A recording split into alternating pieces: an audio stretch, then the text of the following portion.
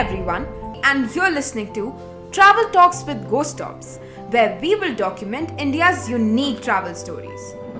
If you're someone who loves traveling, or is in adventure tourism, or are curious about sustainable traveling, wildlife photography, or wants to travel solo but haven't got any opportunity yet, then this podcast is specially for you. In each episode, we will invite travelers to share their journey and some skills which they have developed with their epic experiences and travel tales. Each of our episodes will be out every Wednesday, so stay tuned on Spotify, LinkedIn, Facebook, Twitter, and YouTube. Hey everyone, welcome to yet another episode of our Travel Talks with Ghost Stops. I am Pragya and I want to ask you a question. Have you ever been on a travel journey where just you want to skip your regular 9 to 5 job and never return to office again? Well, that's exciting or too risky. Today we have a guest on our podcast who has done it all. Hi sir, welcome to the podcast. Thank you so much for having me over, Pragya. Talk us through your journey of how an engineering graduate turned a travel blogger and a journalist decides on quitting full-time job and pursuing traveling as a full-time career. If traveling is a full-time career, I actually never quit. Right? So I was always working. When I finished school, unfortunately, I got enough marks to get into a good engineering college. So I was stuck with an engineering degree. Then I had to work in the IT industry, by default. But after 5 years, I said, nothing doing. I'm done. Right? So I quit the IT industry. I got into sports management, did that for 5 years. And I said, I want to do something else. So at the right age of 31, I went back to school to do a master's in journalism in the UK. Okay. I came back, worked for newspapers, ran my own newspaper, got into tech blogging and business blogging. And then I realized that, okay, why am I doing all this? Who cares about another technology product, and stuff like that? Where's the legacy part of it, right? So I said, let me write about travel and write about travels in India, right? And that's why I quit everything. I sat in my car and I hit the road and I started travel writing and photography. That's amazing. That's amazing. Ajay is the founder of this beautiful cafe called Kunzum Cafe, and I love the concept. So I would like to listen it from his perspective. What was your idea, and how did you derive that? Okay, this is gonna be the name of my cafe. First, an accident happened. Okay. Okay, when I decided to get into travel writing, I had to have a travel blog as a build-up to my books because my motivation was books, not so much blogging and social media content, right? And 2007, it was a very different landscape, right? So I decided to call my blog traveltattoo.com. Okay. I went on my first journey, right? And I came back and I realized my domain had expired. The registrar did not inform me in time, and somebody else took that domain. Okay. And I sent some stinkers, but then I was back to square one. What do I call it? Right? And then going a few weeks back when this was happening, I recalled my journey to Spiti.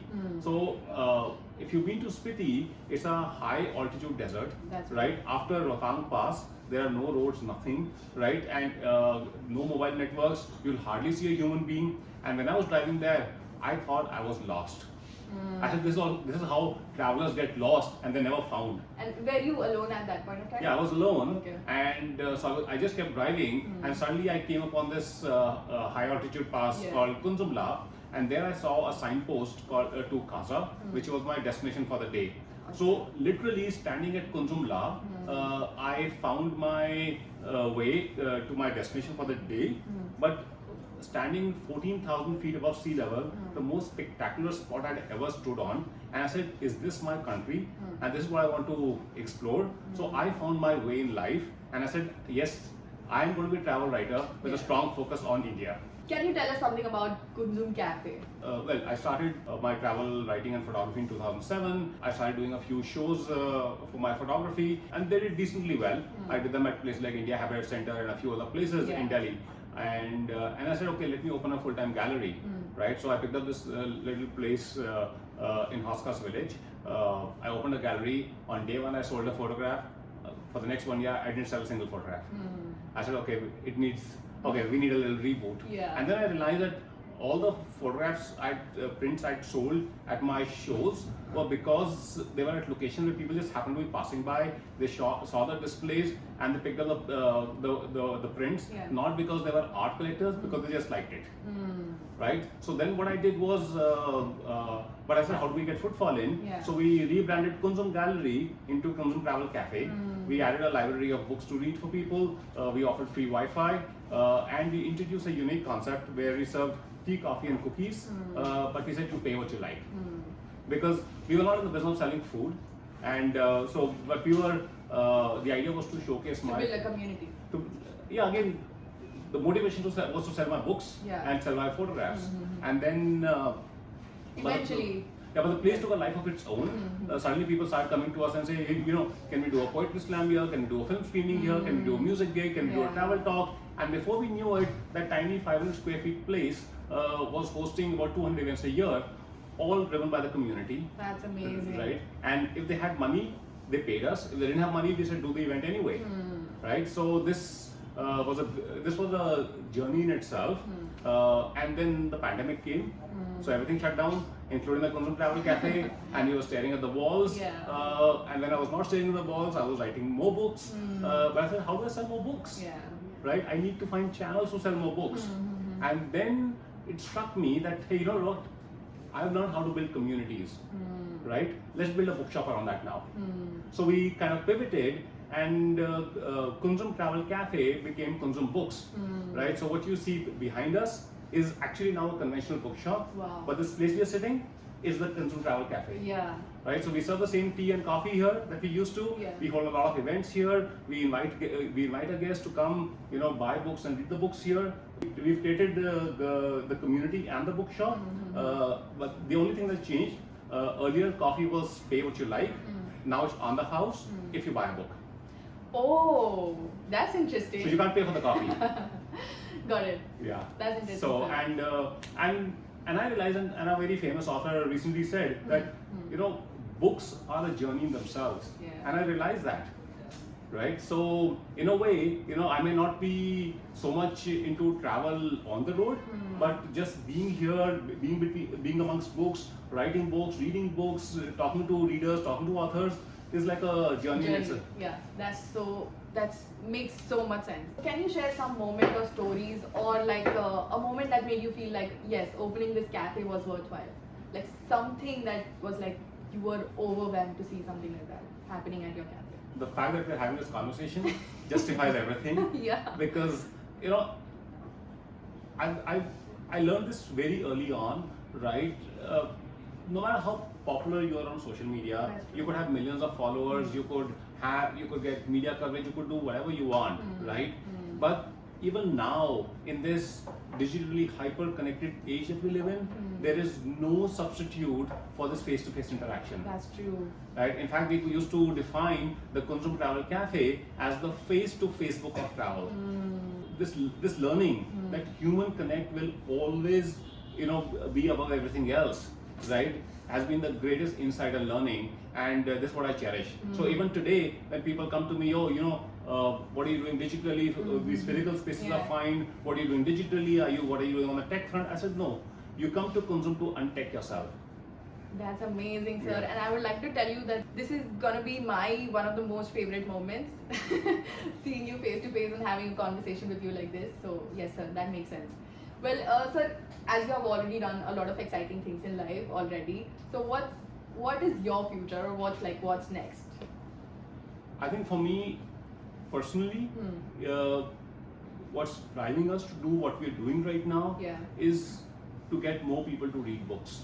Why? Because again, there is no substitute, right, to reading for both individual and societal development. A lot of we hear things about mental health issue is a big issue today. There's so much unrest in society. There are so many political, religious, economic discords.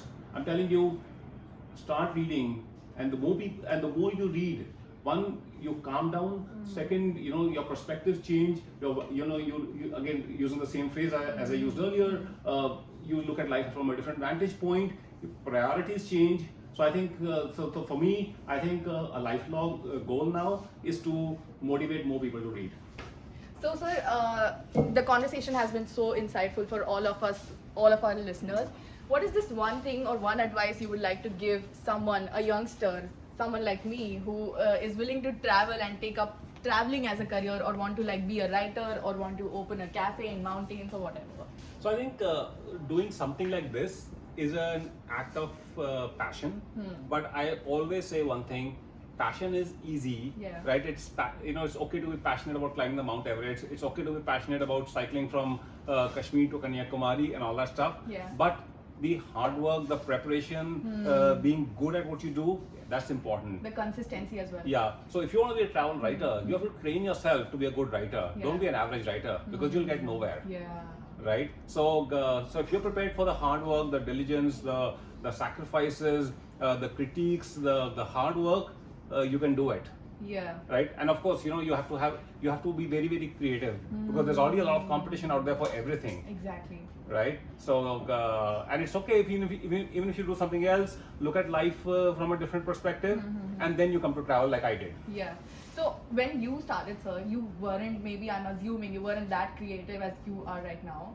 So how did eventually you build up this journey of being creative or being different from others, or like I think what if you said? I think if you stay in a student mode all your life, Yeah.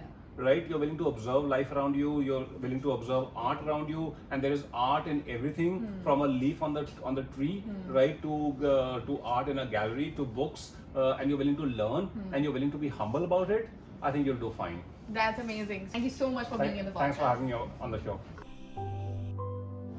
If you want us to talk about any interesting subject, we would love to hear from you. So DM us on our social media channels, and that's it. Thank you guys for listening to us. Love, Go Stops.